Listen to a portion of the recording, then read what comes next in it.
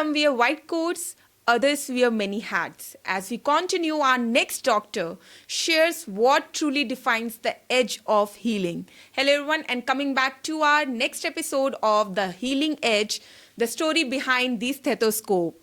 We are having Dr. Shelly Batra, Head Department of Obstetrics and Gynaecology, joining us today. She is a distinguished leader and head of the department and renowned for her clinical excellence and unwavering commitment to women's health. Hello, ma'am. Thank you for coming here. And we are very, very, very excited by seeing your enthusiasm when we had the conversation just before the podcast. Thank you very much for having invited me. I'm truly honored to be here with you today. Thank you so much, ma'am. So let's start with the, you can say, personal journey of yours. As you are also a woman, ma'am, and you look after the women's health. So what you truly see when you treat any women, and what's your vision of becoming a doctor and your personal life behind the mask of being a doctor? So I feel one of the most important factors in being a good doctor is a sense of empathy and understanding of the patient's personal situation, the challenges they face, and any kind of problems they have in their own lives. Unless we address them in a holistic manner, we cannot become good doctors. Yeah. It's very easy to operate. It's very easy. It's almost mechanical. We are all trained to operate. But if you operate on a patient without empathy, then you don't realize patient will go back, do the housework. Yeah. There can be vault prolapse. There can be chronic cough, hernia formation, other complications. So in order to minimize complications, to promote healing, that empathy factor is of prime importance. Ma'am, today is a doctor's day. So I'm just thinking in my mind to not ask the, you can say, particular segment questions from your specialty. I would like to bring out the real Shelly Batra, who is not a doctor, who is a human being, who is a woman, who is looking after the whole world in a cheerful manner.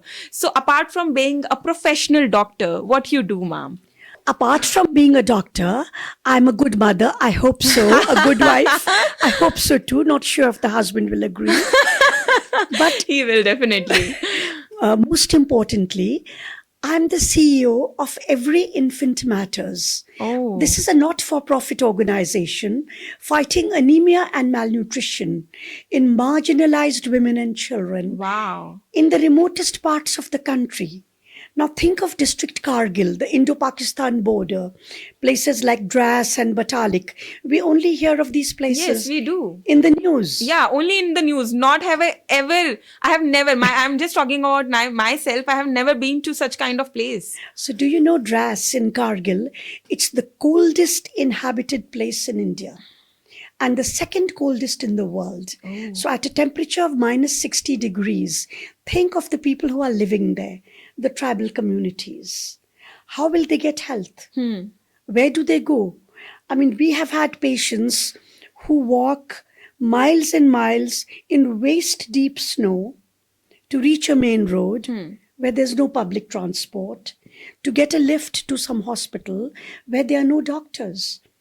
So there are many challenges because the area is so remote and so underserved. Yes. Of course, the government has done a great amount of work in these remote areas. Roads are being made, hospitals are being improved. But the challenge is that there are very few doctors. Anyone who's got a bit of money, in the winter months, they'll say, okay, let's go to Jammu. Let's go to some neighboring state where it's not so bitterly cold. So these are the areas where we hire and train local people, mostly marginalized women, as health workers. They go door to door, they work with the government, and they do the antenatal care, safe motherhood, institutionalized delivery, complete immunization of children, very nice. Promoting breastfeeding. These are low cost and effective ways of promoting health. I feel immunization is one of the most effective ways. It costs nothing. Sarkar is given all the DPT polio vaccines. Everything the government is fulfilling for the citizen. Yeah, so all we have to do is to provide the vital link between the government on one hand and the marginalized communities on the other. So if we can link them together, Yes. then the communities can get the benefit of the government infrastructure. I would like to add one thing which I just learned from Honorary Brigadier Dr. Anil Kohli. He came, when I was interviewing him, he told me 3 A's of healthcare: awareness, accessibility, affordability, and availability. So after listening to all your things, these 4 A's are very important in your segment as well. Absolutely. Wherever you work, if you want to heal a patient, if you're not available, how can there be treatment? Yeah, If definitely. healthcare costs an arm and a leg, who can afford it? So I believe apart from the 4 A's, there is something called ABC: availability, B is for behavior, and C is for commitment, your passion, your Today desire I'm- to do. Today I'm just learning another alphabet of healthcare. The alphabet of healthcare, yes. Yes. That's a wonderful way of looking at it. Yes. So thank you for telling us that ABC, ma'am. So after listening to you do for the charitable things for the women, for the community who are not accessible to the healthcare they need, because everyone has life, everyone has the right to live their life in the best way, and that's what the government is doing. But what you are doing, making everything accessible to the remotely people, that is wonderful. And I'm just very honored to have you beside me, because after listening to such kind of stories, I always feel like I should also do something like this, because this will definitely make me also very proud of myself and my parents and the globe.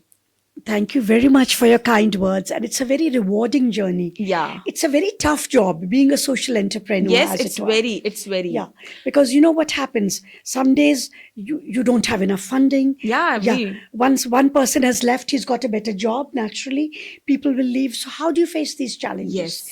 Then the geographical lack of access. Exactly. The psychology of the people. You know, there are people who say we cannot take vaccines. It's Yeah. against our religion. Yes, yes, so yes. overcoming social and economic barriers. Very tough. Cultural barriers. Very that is tough. Very tough. And you people, your team, you are heading towards to make as much as possible the things so that the people will be availed of this. Yeah, so every infant matters. We've now become a force to reckon with. Wow. And I'm proud to be its CEO, and I'm proud to be a doctor.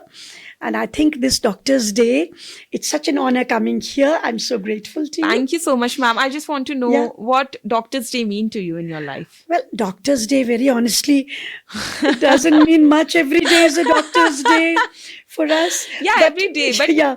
maybe one day which is recognizable for only you. Do you feel any kind of, you can say, gratitude or recognized by the people who love you? Absolutely. You know, since morning, I've been getting messages from patients, from people I don't know. Yeah. Happy Doctor's Day. Then someone gave me a rose, and someone came and said a rose for the rose. Oh, So wow. that was, yeah. That was so good. Rose That for was the so rose. good, being called a rose at my age. And that was very exciting, being called a, Yes, being said yes. that we are giving a rose for the rose. And then being invited for a podcast by Medgate. This is another big honor. So it's an exciting day. And I've been getting presents and things the whole day long. See, as you are a doctor, ma'am, I would like to tell you one thing from my side. When we become the patient and the doctor who treats us, we always find that doctor very close to our heart. Yeah. We always treat them like a family, because I have seen, in my case only, the person who treated my father when he had one accident, he always, on the occasional things, he always messes that doctor, and he just tries to make as much as relationship as possible, because that bonding is like the person has treated us, he has given one more life. Whether in any case, when you deliver one baby, that mother, that father must be thanking you that you have delivered one life on the earth. And it's like a lifetime of bonding and Yes, togetherness. exactly, ma'am. With patients who love you, who respect you, and they're grateful for what you've done. So I remember one patient of mine, I had done a delivery long time back. I was in AIMS. Then the girl I delivered, the little baby girl, grew up and got married. And I delivered the next generation. Wow, that's so... Yeah. And the baby girl, they I'm named her speechless. Shelly after me. Is it? Yeah. Wow. So I was so honored. It is such an honor. And I was so touched.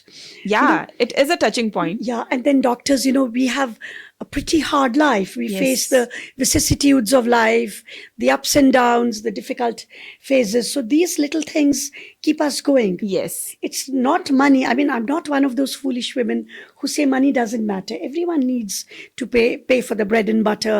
You need to pay for groceries and for Yes. everything else. Everything But- comes with a cost. Yeah, but what keeps you motivated is the love and recognition that you get. Exactly, ma'am. And Exactly. I think that's what Doctors' Day is all about. After having such kind of conversation with you, I'm curious to know, are you on Instagram or any social media, ma'am? I write a lot on LinkedIn. You Mostly like- LinkedIn. Okay. So, what do you feel? Being on the social media is good for the doctors or bad? Well, it's very good for those who want to promote their practice. I don't actively promote their practice because I get plenty of patients. But on LinkedIn, I like to write about social work because people tell me that we find Every Infant Matters ki story very encouraging. So write more about how health workers are going in the most challenging and difficult terrain, waist deep snow, Yes. crossing bridges, made of bamboo, difficult areas, and how they manage to work for tribals and marginalized Very nice, communities. ma'am. So, as we are coming to the end, I would like to ask one last question to you. Yeah. Is there any misconception for the doctors which you want to decode? I think a lot of people feel that doctors are money minded. And, we are all tarred by the same brush. So I want to say that that's not strictly true. And it's not true, at least, of all of us. Yes. There might be one or two black sheep in the crowd. Exactly. Yeah, because everyone is not a good person. But like in all other walks of life, you see the judiciary, you see teachers. Yes. There are many good people and there are a few bad ones. Yes. So similarly, it's true in the medical Not profession. every 5 fingers are same. So we have Exactly. to cope up with the society and the people there are. Exactly. And we must remember Yes. that there are a few people who are unscrupulous. Exactly. Okay, let's put it bluntly. But by and large, doctors are committed to their patients. Yes. And I've seen doctors who sometimes charge a lot, Yeah. but they want the best results. They're also very committed, even though they charge a lot. So we should not just, you can say, judge a doctor by taking so much money from the patient. Yeah. We And should always focus on the capability and the deliverable they are giving. Exactly. And a second opinion is a patient's right. You are well within your rights. If you don't trust a doctor, Yes. get a second opinion, get a third opinion, get an estimate of Exactly. surgery from 5 hospitals, then make an informed decision Yes. on how to proceed. Yes, it's an open and democratic India where you can do anything, whatever you want for your Absolutely. best. Absolutely. Thank you so much, ma'am. It was great having a dynamic conversation with Dr. Shelly, who has just put in a very important message from her side that when we do any kind of charity, let's not quote it as a charity. When we do a work for the people, for the humanity, it means a lot. A recognition, or you can say smile from their faces when they receive it, they must be feeling a lot humbled and gratitude that the God has given them such a power to give back to the society, which has given and which has made her Dr. Shelly Batra. Thank you so much, ma'am, for coming at the Medgate Today podcast and the series. And it was great having you. Thank you.